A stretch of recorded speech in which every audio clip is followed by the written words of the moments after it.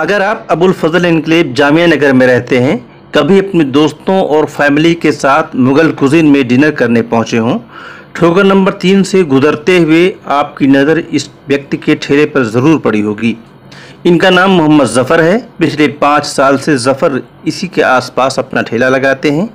Lockdown से पहले तक उनकी पत्नी भी जाड़ा गर्मी बरसात में उनके साथ होती थी, लेकिन इन दिनों बीमार हैं। ज़फ़र का परिवार ठोकर नंबर 4 पर 4000 रुपये महीना किराए पर एक कमरे में रहता है। उनकी 3 बेटियां हैं और एक बेटा है। सभी स्कूल जाते हैं।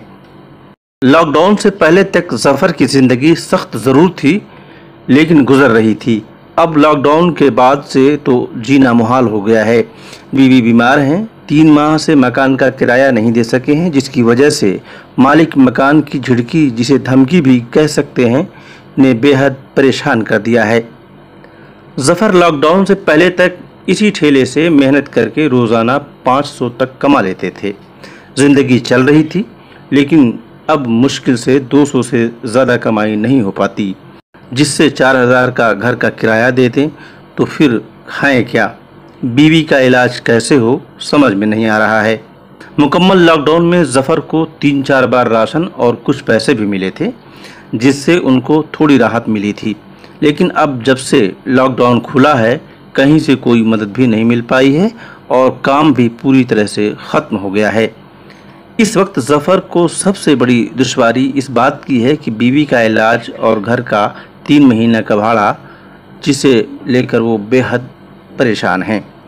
कहने लगे, अभी तो यही मुसीबत सबसे बड़ी है। यहाँ ज़फ़र तो एक मिसाल है।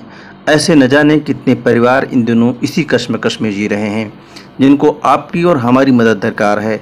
अब और ज़्यादा देर तक हम आपकी और ज़फ़र के दरमियान आड़े नहीं रहना चाहते।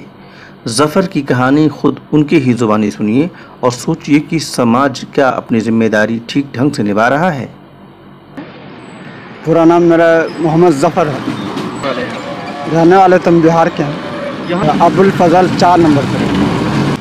हमें 5 साल हो गए दुकान लगाते हुए। रोज़ाना 500 की इनकम थी हमारी लॉकडाउन से पहले। अच्छा। अब लॉकडाउन के बाद जो है 200 की रह गई।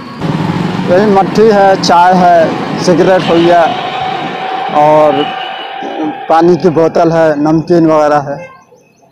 एक तो मकान किराए की परेशानी है और पैसों की बहुत ज़्यादा परेशानी हो गई। अभी हमारी 200 रुपये की इनकम है। हमारे 4 बच्चे हैं। सारों स्कूल जाते हैं? हाँ, 4 बच्चे स्कूल जाते हैं। किराया देने की परेशानी हो गई और दवा दारू में परेशानी हो गई। उससे के लिए पैसे नहीं थे हमारे पास और इलाज कराने के लिए वाइफ की तबीयत ख़राब हुई थी हमारी। अभी वो बीमार हैं। मकान मालिक ने कोई ज़्यादती की, परेशान किया? हाँ, तो 2-3 बार उन्होंने परेशान किया कि भाई किराया दो, किराया दो। हाँ, बोले कहीं से भी ला के दो। ब्यूरो रिपोर्ट, एशिया टाइम्स, नई दिल्ली।